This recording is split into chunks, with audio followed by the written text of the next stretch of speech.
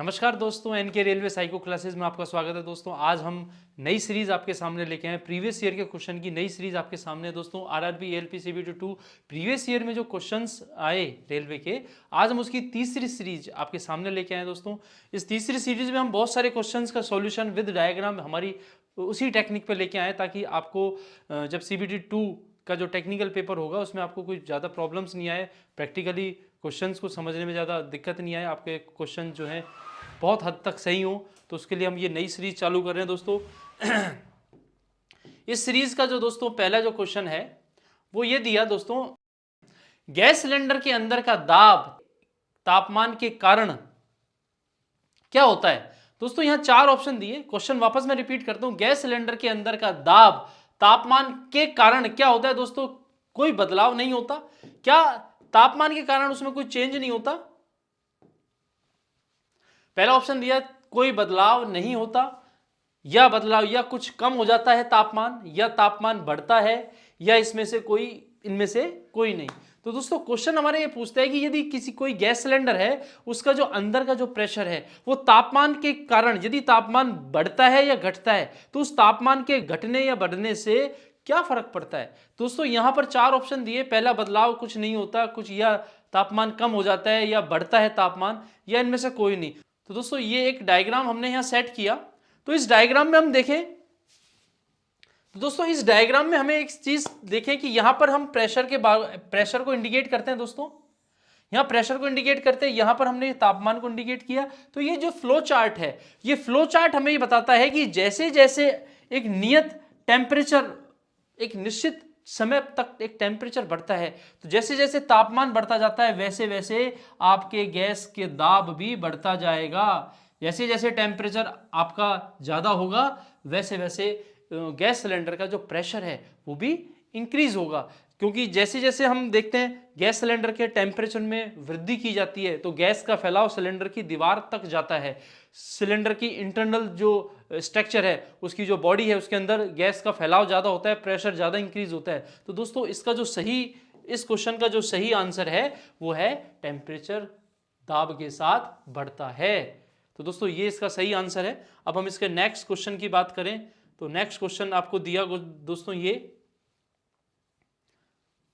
Question दिया दोस्तों कि नट और बोल्ट को सही मान तक कसने के लिए, नट और बोल्ट को सही मान तक कसने के लिए किस टूल का प्रयोग किया जाता है। दोस्तों ये कहा गया कोई नट और बोल्ट है, हम उसको एक अच्छे टॉर्क पर टाइट करें, अच्छे मान पर टाइट करें, वो नट बोल्ट वाइब्रेशन से खुले नहीं, पूर्ण रूप से कंपोनेंट के साथ टाइट रहें, तो हम किस टूल का प्रयोग करेंगे। यहां पर पूछा गया उस टूल का नाम क्या है, उस टूल का नाम क्या है, उस टूल का नाम पूछा गया आपसे। तो दोस्तों चार ऑप्शन हमें यहां दिए गए। तो उससे पहले हम एक डायग्राम आपके सामने लेके आते हैं। उस डायग्राम में हम देखें दोस्तों कि ये एक बोल्ट आपको, हेक्सागोनल बोल्ट आपको दिखाई दे रहा है, जो किसी एक कंपोनेंट के अंदर टाइट फिट होने के लिए, टाइट करने के लिए एक स्पैनर का प्रयोग, या ओपन डी स्पैनर का प्रयोग किया गया। तो दोस्तों यही क्वेश्चन है कि किसी भी बोल्ट या नट को खोलना, अच्छे टॉर्क पर खोलने के लिए, टाइट करने के लिए हम सबसे उचित टूल का, किस टूल का प्रयोग करेंगे। तो दोस्तों यहां हमें इस क्वेश्चन के साथ जो चार आंसर जो हमें दिए गए, वो आंसर दिए गए। क्या अच्छे टॉर्क पर किसी भी बोल्ट या स्क्रू को टाइट करें, किसी भी टॉर्क पर अच्छे बोल्ट या स्क्रू को टाइट करें, तो क्या ओपन एंडेड स्पैनर का प्रयोग करें? क्या हम रिंग स्पैनर के माध्यम से नट बोल्ट को अच्छे टॉर्क पर टाइट कर सकते हैं? क्या हम बॉक्स स्पैनर के माध्यम से टाइट कर सकते हैं? या चौथा ऑप्शन दिया गया, या टॉर्क रिंच के माध्यम से टाइट कर सकते हैं? तो दोस्तों चारों ऑप्शन के साथ हम चार डायग्राम आपके सामने रखते हैं, ताकि आपको नाम के साथ उसके डायग्राम समझ में आए और आप आइडिया लगा सकें कि क्या इनमें से ऐसा ऑप्शन कौन सा है जो बिल्कुल पूर्ण रूप से सही है, कि जिसके माध्यम से नट बोल्ट को सही मान तक कसा जा सकता है। सही मान तक कसने के लिए इनमें से चार ऑप्शन में से कौन सा ऑप्शन सही है। तो दोस्तों इसके जो चार जो ऑप्शन हमने सेट किए चित्रों के साथ, वो पहला हमने किया कि कोई ओपन एंडेड स्पैनर है, जैसे ये ओपन एंडेड स्पिनर दोस्तों, तो ओपन एंडेड स्पिनर का जो डायग्राम हमने ये सेट किया, ये ओपन एंडेड स्पिनर है जो दोनों साइड से इसकी ओपन होते हैं। ये किसी भी बोल्ट को या नट को खोलने या टाइट करने के लिए उपयोग किया जाता है, लेकिन दोस्तों ये सही टूल नहीं है किसी सही मान तक सही मान तक किसी बोल्ट को टाइट करने के लिए, क्योंकि इसके द्वारा जब हम हाथ का प्रेशर लगाते हैं, जैसे ये आपने चित्र देख रहे हैं, इसमें जब हाथ का प्रेशर के द्वारा जब इस बोल्ट या नट को टाइट किया जाएगा या नट को या बोल्ट को खोला जाएगा, तो ये स्पैनर कुछ हद तक ही टाइट कर पाता है, पूर्ण रूप से जिस मान तक हम टाइट करना चाहें उस निश्चित मान तक टाइट नहीं कर पाता, हमें मान का पता ही नहीं लगता किस टॉर्क पर इसको टाइट किया गया। तो दोस्तों ये ऑप्शन हमारे सामने ठीक नहीं है। अब हम दूसरे ऑप्शन की बात करें कि यहाँ एक दिया गया क्या, रिंग स्पैनर। तो दोस्तों यहाँ हमने एक रिंग स्पैनर का डायग्राम आपको दिखाया। जो रिंग स्पैनर है दोनों साइड इसकी ओपनिंग होती है और ये बोल्ट या नट के हेक्सागोनल बोल्ट या नट के साथ अच्छी ग्रिप देता है, लेकिन हाथ मैनुअल हाथ के द्वारा टाइट होता है, उसका कोई नियत मान नहीं होता कि किस मान पर ये टाइट कर सकता है। तो एक निश्चित आकलन हम नहीं कर सकते कि क्या हम रिंग स्पैनर के द्वारा एक निश्चित मान का बल लगा सकते हैं। हाथ का प्रेशर कम भी हो सकता है दोस्तों, ज़्यादा भी हो सकता है। तो दोस्तों ये सेकंड ऑप्शन भी हमारे लिए ठीक नहीं है। अब हम थर्ड ऑप्शन की बात करें, यहां पर ऑप्शन दिया बॉक्स स्पैनर। तो दोस्तों एक ये बॉक्स स्पैनर का डायग्राम आपके सामने है। बॉक्स स्पैनर के अंदर ये जो इसका एक स्पैंडल होता है जिसके द्वारा बॉक्स स्पैनर को टाइट किया जा सकता है, इसको कहा जाता है टोमी बार। टोमी बार के द्वारा इस बॉक्स स्पैनर को खोला जाता है। यदि कोई बोल्ट या नट कोई कुछ गहराई में लगा हुआ है, कंपोनेंट के कुछ नीचे लगा हुआ है, तो हम इस प्रकार के लंबे स्पैंडल वाले बॉक्स स्पैनर का प्रयोग करेंगे। लेकिन ये बॉक्स स्पैनर भी विद टॉमी बार के द्वारा हाथ के द्वारा ही ड्राइव होता है और किसी भी निश्चित मान के हम इससे कैलकुलेट नहीं कर सकते। हम ये तय नहीं कर सकते कि किस बल पर किसी नट या बोल्ट को टाइट कर सकते हैं, कितने बल पर किसी भी नट या बोल्ट को टाइट कर सकते हैं। तो दोस्तों ये थर्ड ऑप्शन भी इसका ठीक नहीं है। अब दोस्तों जो इसका एक ऑप्शन बचा टॉर्क रिंच, तो सबसे पहले हम टॉर्क रिंच के बारे में बात करें तो दोस्तों ये एक टॉर्क रिंच आपको दिखाई दिया। देखो मैं इसको एक बार आपको बिल्कुल टॉर्क रिंच के बारे में समझाता हूँ। टॉर्क रिंच जो है दोस्तों, ये एक टॉर्क रिंच दिखा रखा है। टॉर्क रिंच में क्या है, देखो रिस्ट पर यहाँ पे एक कितने न्यूटन का बल आपको लगाना है, कितना प्रेशर आपको लगाना है, वहां हम इसको रैचेट के माध्यम से सेट कर लेते हैं। और ये जो इसका अगला टिप वाला जो पॉइंट है, ये क्लॉकवाइज और एंटी क्लॉकवाइज चलने के लिए यहाँ पर एक फंक्शन अटैच होता है। इस फंक्शन के माध्यम से हम इसको क्लॉकवाइज और एंटी क्लॉकवाइज दोनों दिशा में घुमा सकते हैं। दोस्तों ये इसके नट या बोल्ट के हेड के साथ बैठने के लिए इसकी जो गोटियां होती हैं ये जो है नट के साइज की या बोल्ट के हेड के साइज के हिसाब से नंबर से डिफाइन होती हैं।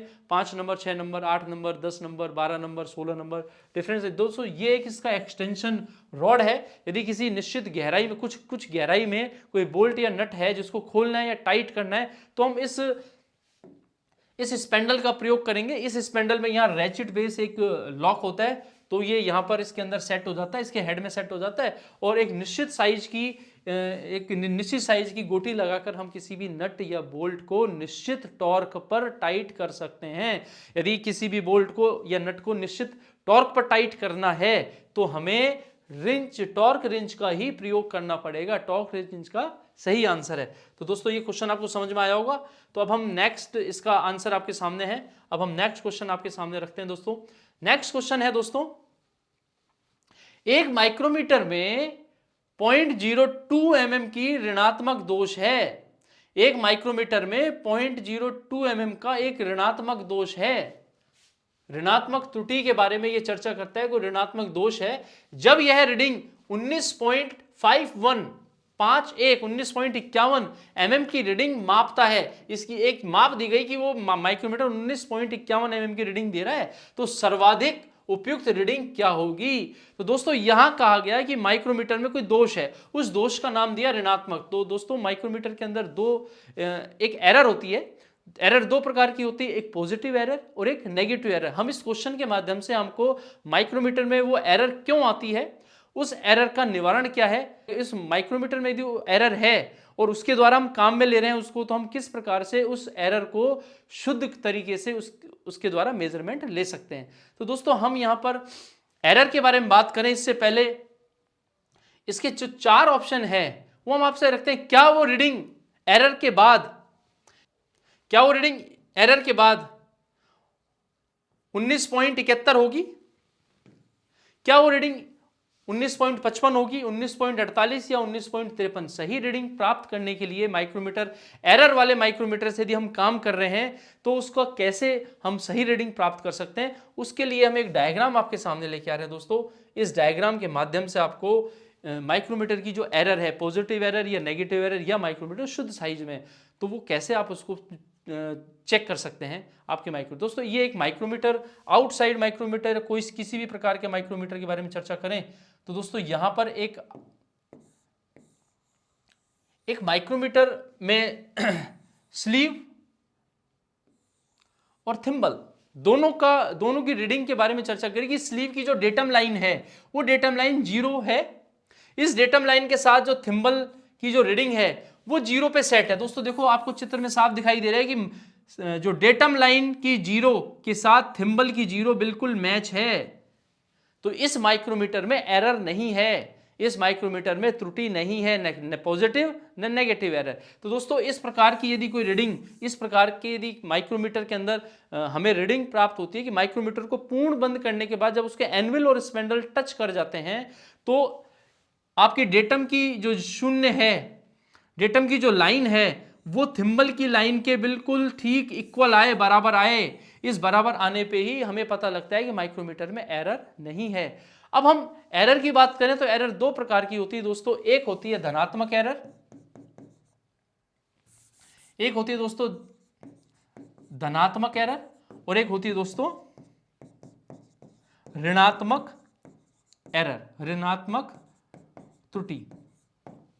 अब हम दोनों एरर को समझे कि दोनों एरर को हम कैसे माइक्रोमीटर में चेक कर सकते हैं। तो दोस्तों यहां पर हमने दोनों एरर के दो डायग्राम सेट किए। इनमें से एक धनात्मक एरर का डायग्राम है और एक ऋणात्मक एरर का डायग्राम है। दोस्तों जब डेटम लाइन से थिम्बल की 0 आगे निकल जाए, थिम्बल की 0 आगे निकल जाए, कुछ लाइनें आगे बढ़ जाती हैं, तो वो माइक्रोमीटर की धनात्मक त्रुटि कहलाती हैं। जैसे ये 0 की लाइन पार हो गई, 0 की लाइन पार हुई तो 1 2 3 4 5 लाइन हमारी आगे चला गया। माइक्रोमीटर में जब हम माइक्रोमीटर को रैचेट के माध्यम से चलाते हैं तो स्पेंडल और एनविल टच करने से पहले वो 0 नहीं हो पाती। उस 0 नहीं होने के कारण वो हमारी जो माइक्रोमीटर की जो थिम्बल है वो आगे बढ़ जाता है। आगे बढ़ने के बाद वो कितना लाइन आगे बढ़ा, धनात्मक एरर कहलाती है। जितने लाइन आगे बढ़ा मेन रीडिंग में से वो त्रुटि को घटा दिया जाता है। यदि किसी माइक्रोमीटर में रीडिंग है 15.20 और वो 5 लाइन आगे बढ़ गया, 5 लाइन आगे बढ़ गया, तो ये 5 लाइन का मान माइक्रोमीटर में से कम कर दिया जाएगा, -0.05। तो इसकी जो रीडिंग होगी वो होगी 15.15 mm इसकी रीडिंग होगी। तो दोस्तों मैं एक बार और रिपीट करता हूं, यदि डेटम लाइन से थिम्बल की 0 आगे बढ़ जाती है, कुछ लाइन आगे चले जाती हैं, 0 के बाद 1 लाइन 2 लाइन 3 लाइन 4 लाइन 5, कितनी लाइन आगे बढ़ जाती हैं, वो बढ़ी हुई लाइन मेन रीडिंग में से घटा दी जाती है। तो वो माइक्रोमीटर की धनात्मक त्रुटि कहलाती है। अब दोस्तों हम बात करें दूसरी माप की, तो यहां पर एक चित्र आपके सामने दिखाई दे रहा है कि डेटम लाइन से थिम्बल की 0 पीछे रह गई, 0 आई नहीं, तो रीडिंग जो हमें प्राप्त होगी वो 45 या 46 या 47 या 48 के आसपास कोई रीडिंग हमें दिखाई देगी। 0 डेटम लाइन की 0 से थिम्बल की 0 मिल ही नहीं पाई, पहले ही माइक्रोमीटर का जो एनविल और स्पेंडल है वो टच कर गया, एनविल और स्पेंडल टच कर गया और 0 वहां तक पहुंच नहीं पाई। कितनी लाइन पहले ही टच कर गया, तो हम उस लाइन की कैलकुलेट करें तो यहां पर हमें दिखाई दिया कि 1 2 3 4 5 लाइन पहले रह गया। जब 5 लाइन पहले रह गया तो प्राप्त जो रीडिंग है, उस प्राप्त रीडिंग में वो जो लाइन आप देखते हैं कि भाई 5 लाइन पहले रह गया, तो 5 लाइनें जुड़ जाएंगी, 5 लाइनें क्या होंगी दोस्तों, प्लस हो जाएंगी। तो इसकी जो रीडिंग होगी वो होगी 15.25। तो दोस्तों आपको ये डायग्राम के माध्यम से धनात्मक त्रुटि और ऋणात्मक त्रुटि का जो फंक्शन है वो समझ में आया होगा। इसके लिए हम एक छोटी सी ट्रिक और बताते हैं। यदि माइक्रोमीटर में जो बढ़ी हुई लाइनें हैं वो जीरो के बाद 1 2 3 4 5 6 7 इतनी लाइन आपको दिखाई देती है, जीरो से 1 2 3 4 की सीरीज दिखाई देती है, तो वो धनात्मक त्रुटि कहलाती है। और यदि ऋणात्मक त्रुटि में देखें तो लाइन जीरो से नीचे होंगी, 49 होगी, 48 होगी, 47 46 45 44 43। तो इस प्रकार से दो हम एक मेजर रीडिंग को ध्यान में रखें। ये जीरो से 1 2 3 4 5 की सीरीज आ रही है, 1 2 3 4 5 लाइनें आपको दिखाई दे रही हैं बढ़ती हुई, या आपको 45 46 47 लाइन पे वो जीरो मैच हो रही है डेटम लाइन, तो वो आपकी धनात्मक और ऋणात्मक त्रुटि। अब हम हमारे क्वेश्चन को समझने में हमें बिल्कुल दिक्कत नहीं आएगी, तो हम क्योंकि हमने ऋणात्मक और धनात्मक त्रुटि का जो फंक्शन है वो समझा। तो ये कहता है दोस्तों 0.02 ऋणात्मक दोष है, यानी ऋणात्मक दोष की बात करें तो दोस्तों ऋणात्मक दोष की बात करें तो ऋणात्मक दोष जो है वो क्या होगा दोस्तों, जुड़ जाएगा। तो हमारी जो एक्चुअल जो रीडिंग है वो है 19.51 mm की हमारी मेन रीडिंग है, और 0.02 mm की ऋणात्मक त्रुटि है, जो कि क्या होगी दोस्तों, जुड़ेगी, प्लस 0.02 mm। तो रीडिंग आपकी हो गई दोस्तों 19.53 इज द राइट आंसर। तो दोस्तों यहां पर जो सही ऑप्शन जो आपके सामने आया, वो जो सही ऑप्शन है वो है दोस्तों 19.53 का। ठीक है दोस्तों, तो ये इसका करेक्ट आंसर है 19.53। आपको माइक्रोमीटर की दोष एरर के बारे में समझ में आया कि धनात्मक एरर किसे कहते हैं, ऋणात्मक एरर किसे कहते हैं। दोस्तों नेक्स्ट क्वेश्चन की तरफ मूव करते हैं। तो नेक्स्ट क्वेश्चन है दोस्तों कि सोल्डरिंग की बिट के लिए किस सामग्री को प्राथमिकता दी गई। तो दोस्तों यहां पर हमने एक डायग्राम को अटैच किया कि सोल्डरिंग की प्रक्रिया हम करते कैसे हैं, सोल्डरिंग की प्रक्रिया को किस माध्यम से किया जाता है, सोल्डरिंग की प्रक्रिया है क्या। तो दोस्तों यहां पर हमने एक डायग्राम सेट किया, इस डायग्राम के माध्यम से हम समझाएं कि ये एक सोल्डरिंग आयरन आपको दिखाई दे रहा है। दोस्तों सोल्डरिंग की जो प्रक्रिया है वो ऐसी धातु, ऐसे मटेरियल जिनका मेल्टिंग पॉइंट 350 डिग्री से कम होता है, उन कंपोनेंटों को जोड़ने के लिए हम सोल्डरिंग की प्रक्रिया की जाती है। रेडियो, टीवी या इलेक्ट्रॉनिक्स पार्ट्सों को, डायोड है, ट्रांजिस्टर्स हैं, आपके कैपेसिटर्स हैं, इनको जो सोल्डरिंग की जो प्रक्रिया की जाती है वो 350 डिग्री से कम पर मेल्ट होने वाली धातु के लिए की जाती है। तो अब ये कहता है कि सोल्डरिंग की प्रक्रिया में सोल्डरिंग की जो बिट है, दोस्तों यहां पर देखो, ये जो आपको आगे की टिप दिखाई दे रही है, ये सोल्डरिंग आयरन की टिप होती है जो इलेक्ट्रिक हीट के माध्यम से गर्म होती है। गर्म होने के बाद ये सोल्डरिंग जो वायर है उसको मेल्ट करती है और टाँके की प्रक्रिया, एक जोड़ की प्रक्रिया लगाती है। यहाँ पर ये विद्युत सप्लाई के लिए एक वायर लगा हुआ है, यहाँ पर एक अंदर इसमें एक एलिमेंट होता है, उस एलिमेंट के माध्यम से ही इसके टिप को, इसकी बिट को हीट मिलती है। अब ये क्वेश्चन कहता है कि जो बिट है ये किस मटेरियल की बनी होती है। तो इसका मटेरियल चूज करने के लिए इसका सही मटेरियल क्या है, उसके लिए क्या क्वेश्चन में आंसर, इसके क्वेश्चन के साथ क्या आंसर दिए दोस्तों, इसके 4 आंसर दिए। क्या सोल्डरिंग आयरन की बिट एल्यूमिनियम की बनी होती है, क्या सोल्डरिंग आयरन की बिट स्टील या ब्रास या कॉपर की बनी होती है। तो दोस्तों अब हम इस टॉपिक पर चर्चा करें तो यहां पर जो ऑप्शन है, हमें जो सही ऑप्शन इसका देखते ही पता लगा कि जनरली हम कॉपर की बिट का प्रयोग सोल्डरिंग आयरन में करते हैं। एल्यूमिनियम ताप का अच्छा चालक नहीं है, ताप को आगे अच्छा ट्रांसमिट नहीं करता अकॉर्डिंग टू कॉपर। हम कंपैरिजन की बात करें तो स्टील भी, जो स्टील है वो भी ताप का अच्छा प्रवाहक नहीं है, ताप को अच्छे से प्रवाह नहीं करता। नहीं, ब्रास ताप का अच्छे से प्रवाह करता है, और सिर्फ कॉपर ही एक ऐसा मटेरियल है जो ताप का अच्छा सुग्राही है, जल्दी से जल्दी ताप को आगे बढ़ाता है। तो दोस्तों इसका जो सही आंसर है वो है आपका कॉपर। तो यहां पर हमने कॉपर की कुछ बिट्स का डायग्राम आपके साथ में लिया।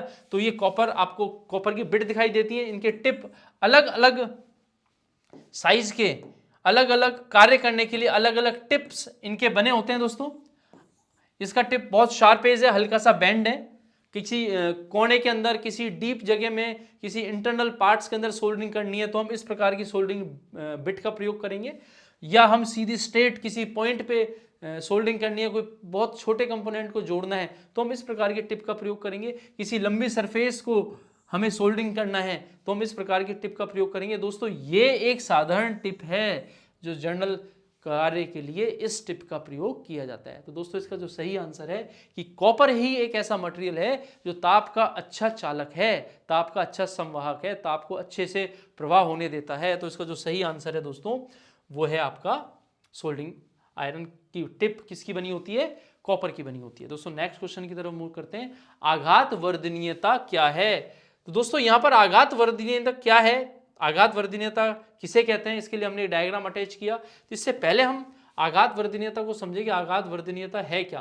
तो दोस्तों आघात वर्धनीयता क्या है, एक इसका जो इंग्लिश में वर्जन है, इंग्लिश मीन जो मतलब है, मीन्स है, वो है मेलेबिलिटी। दोस्तों मेलेबिलिटी का गुण क्या होता है, यदि किसी धातु को कूटा पीटा जाए हैमर के द्वारा, ठंडी या गर्म हालत में उसको कूटा पीटा जाए तो चद्दर का रूप धारण कर ले, शीट का रूप धारण कर लो, एक लंबे चद्दर के रूप में फैल जाए, बट वो कहीं से टूटे नहीं, क्रैक नहीं हो, उसके रने, उसके टुकड़े पार्ट्स नहीं बन जाएं चोट मारने पर, उसको हैमरिंग करने पर, उसको प्रेस करने पर, तो वो धातु का गुण कहलाता है मेलेबिलिटी, आघात वर्धनीयता। दोस्तों हमने एक डायग्राम सेट किया। इस डायग्राम में दोस्तों आपको एक हैमर दिखाई दे रहा है, एक हैमर आपको आ रहा है नजर। दोस्तों यहां पर एक गोल्ड, एक सोने का ईंट, सोने का टुकड़ा आपको दिखाई दे रहा है। जैसे ही इस हैमर की चोट इस गोल्ड पर पड़ेगी, हैमर के द्वारा जब गोल्ड पर चोट मारी जाएगी, बार बार उसको चोट मारी जाएगी, तो जो हैमर है एक गोल्ड प्लेट के रूप में समान रूप से चारों दिशाओं में फैलना चालू कर देगा और फैलकर एक प्लेट का रूप ले लेगा, एक चद्दर का रूप ले लेगा, बट वो झड़ेगा नहीं, झड़ के टूटेगा नहीं, उसके दाने नहीं बनेंगे, दाने बन के टूटेगा नहीं। तो वही जो गुण है वो मेलेबिलिटी का गुण कहता है। तो दोस्तों इसके जो ऑप्शन दिए गए, हम उसको ऑप्शन को पढ़ें। 4 ऑप्शन है दोस्तों। पहला ऑप्शन कहता है कि धातु का वह गुण जिसके कारण धातु के टूटने से पहले कोई स्थायी विकृति नहीं हो। नहीं दोस्तों, विकृति का यहाँ कोई भी लॉजिक यहाँ नहीं बैठता कि धातु का वह गुण जिसके में टूटने से पहले कोई विकृति नहीं हो, नहीं। दूसरा ऑप्शन की बात करें, टूटे बिना तनन बलों का प्रभाव को अवरोधित करने की क्षमता रखता है। नहीं दोस्तों, तनन बल के प्रभाव को अवरोधित करने की उसकी कोई लॉजिक नहीं है। तीसरा ऑप्शन की बात करें, किसी धातु का झटके या प्रभाव को झेलने का गुण, यदि किसी धातु पर हम झटके दें, उस पर चोट लगाएं तो वो झटकों को सहन कर ले। नहीं, ये भी इसका सही आंसर नहीं है कि झटकों को सहन करने की क्षमता एक अलग गुण को रिप्रेजेंट करती है। चौथा जो ऑप्शन है दोस्तों वो हम देखते हैं कि हैमर के द्वारा चोट मारना, रोलिंग करना, उसको रोलर के माध्यम से पीसना, उसको पतला करना, पर रोलिंग के द्वारा बिना टूटे, वो टूटे नहीं, रोलिंग करे या हैमरिंग करे तो टूटे नहीं, सभी दिशाओं में स्थायी रूप से फैलने का गुण। जब हम किसी कंपोनेंट को, मेलेबल कंपोनेंट को चोट मारें, उसको रोलिंग करें, उसको हैमरिंग की चोट दें, तो समान रूप से, एकसार रूप से चारों तरफ फैले, तो वो जो गुण है वो आघात वर्धनीयता कहलाता है। दोस्तों इसका जो सही आंसर है वो है मेलेबिलिटी, आघात वर्धनीयता। दोस्तों इसका जो सही आंसर है आघात वर्धनीयता है। अब हम नेक्स्ट क्वेश्चन की तरफ मूव करें। नेक्स्ट क्वेश्चन है दोस्तों, स्क्राइबर निम्न में से किस धातु का बना है? तो दोस्तों यहां पर हमने एक स्क्राइबर का डायग्राम आपके सामने अटैच किया। स्क्राइबर क्या है दोस्तों? स्क्राइबर जो है मार्किंग करने का एक औजार है। किसी भी धातु चद्दर पर, किसी भी लोहे के कंपोनेंट पर या किसी अन्य धातु की सरफेस पर लाइनें आपको खींचनी है, लाइनें लंबे समय तक दिखाई दें, ऑपरेशन करते समय लाइनें मिट नहीं जाएं। क्योंकि यदि हम लाइनों मार्किंग का कार्य किसी पेंसिल के द्वारा या किसी पेन के द्वारा करेंगे तो ड्रिलिंग, रिमिंग, टैपिंग या और ग्राइंडिंग के ऑपरेशन करते समय वो लाइनें हट जाएंगी, हमें दिखाई नहीं देंगी। तो स्क्राइबर का प्रयोग मार्किंग के लिए किया जाता है। अब हम स्क्राइबर के बारे में थोड़ी चर्चा करें दोस्तों। स्क्राइबर, ये आपको ये स्ट्रेट स्क्राइबर का चित्र आपके सामने है। ये इसकी बॉडी होती है दोस्तों, इसकी बॉडी पर नर्लिंग की होती है, हाथ की मजबूत, जैसे मैंने पेन को पकड़ा हुआ है तो उंगलियों और अंगूठे की पकड़ मजबूत रहे, इसके लिए यहां पर इसकी बॉडी पर ये नर्लिंग की होती है, एक दांते बने होते हैं ताकि हाथ की मजबूत ग्रिप रहे, स्लिप नहीं हो, कार्य करते समय ये स्लिप नहीं हो, ये टेढ़ी मेढ़ी नहीं हो जाए, तो ये ग्रिप इसकी नर्लिंग कहलाती है। यहां पर ये इसका हेड होता है जो हल्का सा चैम्फर किया होता है दोस्तों। ये इसका फोर्जिंग एंगल होता है और फोर्जिंग एंगल के बाद दोस्तों ये इसका पॉइंट एंगल होता है 8 से 15 डिग्री, 8 से 15 डिग्री या किसी किसी किताबों में कुछ 12 डिग्री तक भी कह देते हैं दोस्तों। 8 से 12 डिग्री या 15 डिग्री तक इसका जो कटिंग पॉइंट शार्प किया जाता है। अब दोस्तों ये कहता है कि ये किस निम्न में से स्क्राइबर किसका बना हुआ होता है, ये धातु के बारे में बात करता है कि स्क्राइबर की धातु क्या है। तो दोस्तों हमें 4 ऑप्शन दिए गए, 4 ऑप्शन में दोस्तों पहला जो ऑप्शन आपको दिया वो दिया कॉपर, दूसरा जो ऑप्शन दिया,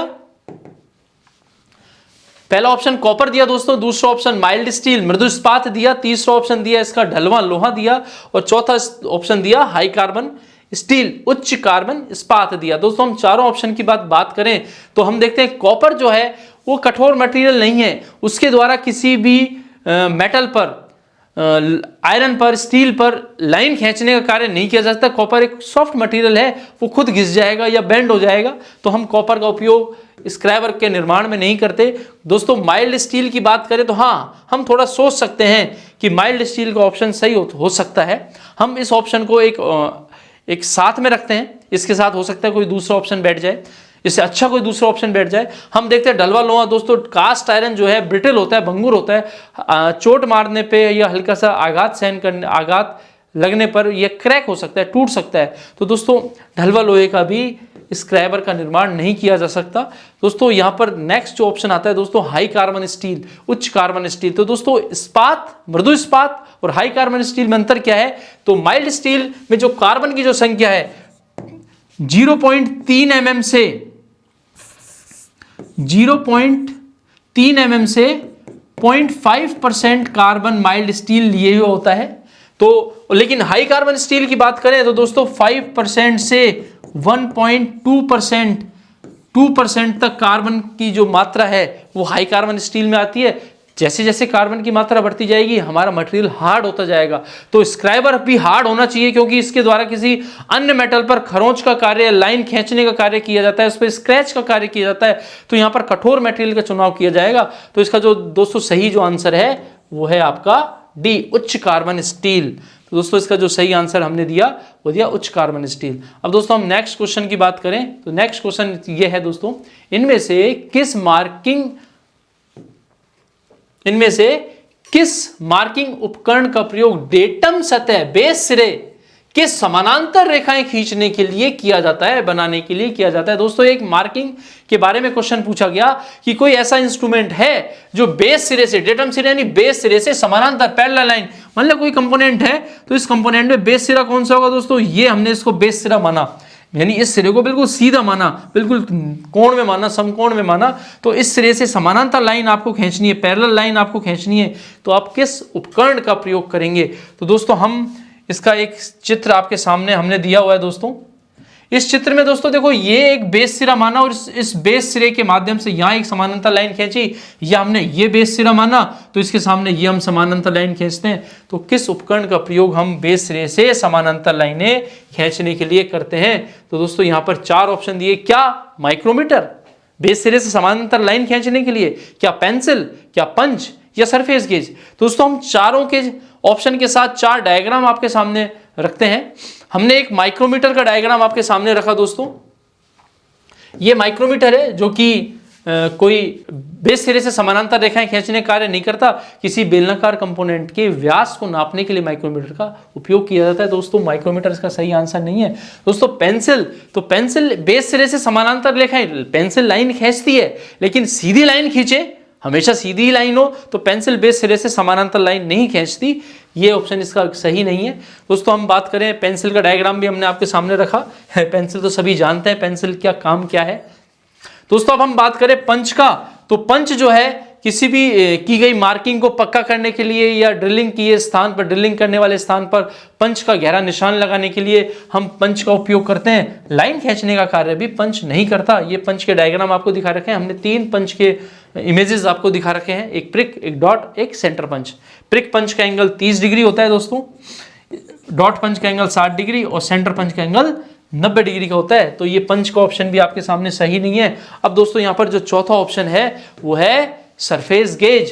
तो दोस्तों सरफेस गेज का एक डायग्राम हमने आपके सामने रखा। ये एक सरफेस गेज दिखा रखा है। इस सरफेस गेज में ये एक बेस होता है, इस बेस के साथ ये बीम लगी होती है। ये बीम सरफेस गेज 2 प्रकार के होते हैं, एक सॉलिड सरफेस गेज होता है, एक यूनिवर्सल सरफेस गेज होता है। सॉलिड सरफेस गेज में ये स्क्राइबर लगा होता है। इस स्क्राइबर के माध्यम से हम बेस सिरे पर सीधी समानांतर रेखाएं खींच सकते हैं। तो दोस्तों इसका जो सही आंसर है वो है आपका सरफेस गेज। तो सरफेस गेज दोस्तों इसका सही आंसर है।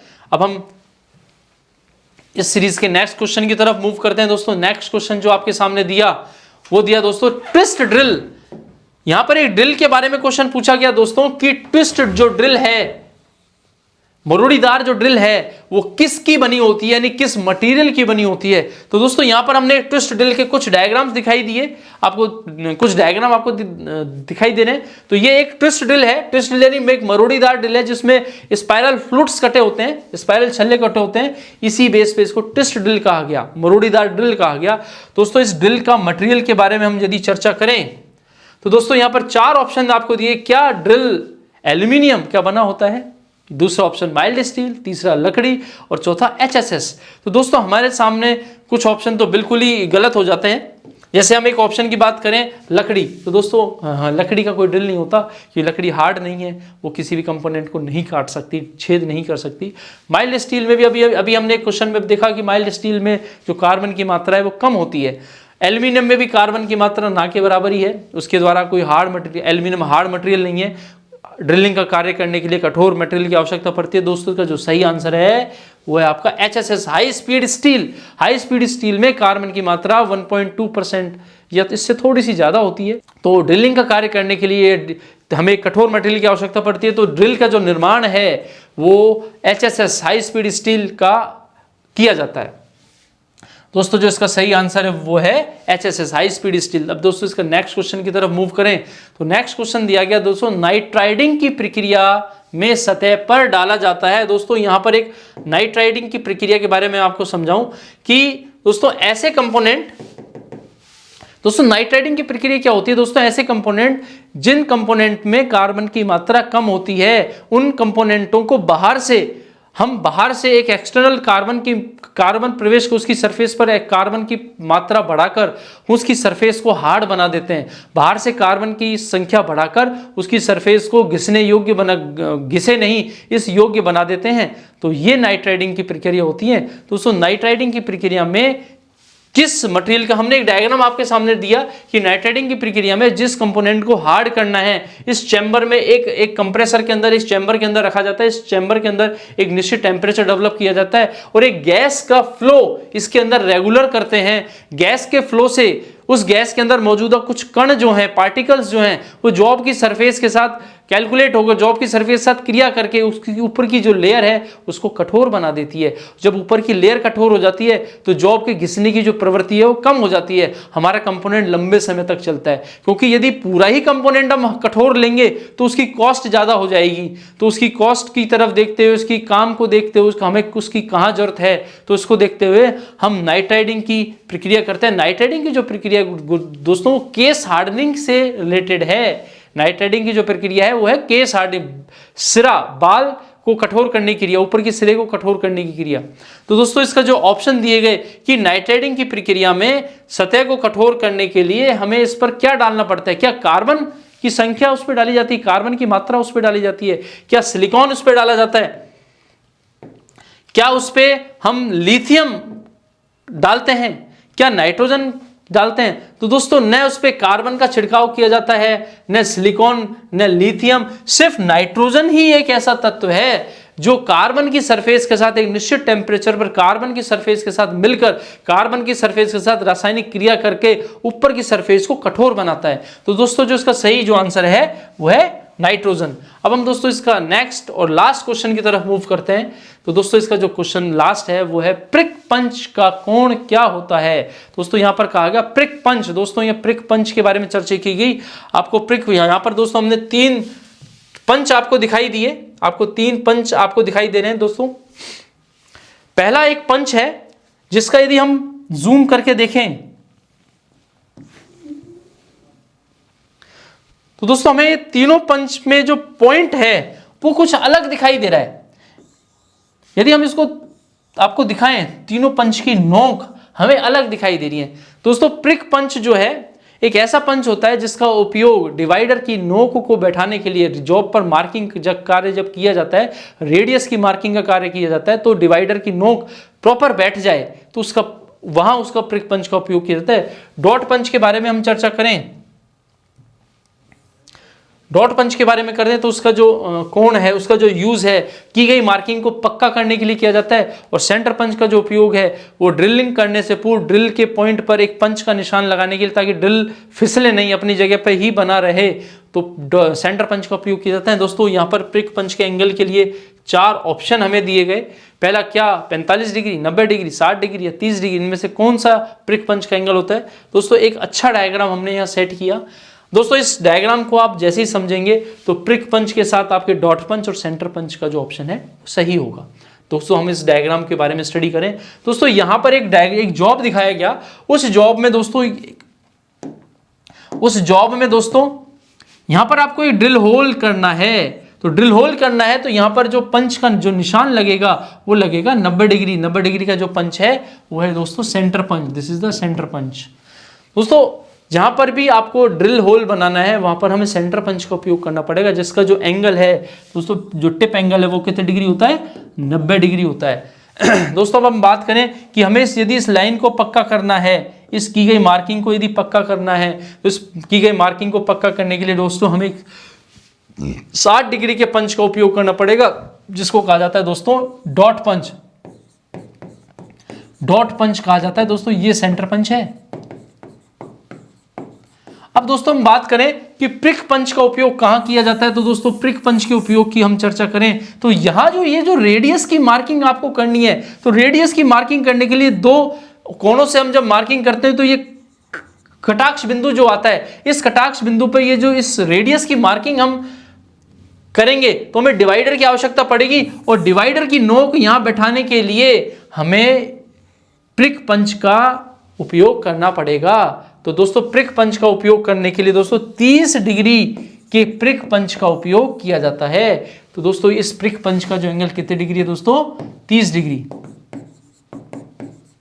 तो दोस्तों जिसका जो सही आंसर है वो है आपका 30 डिग्री।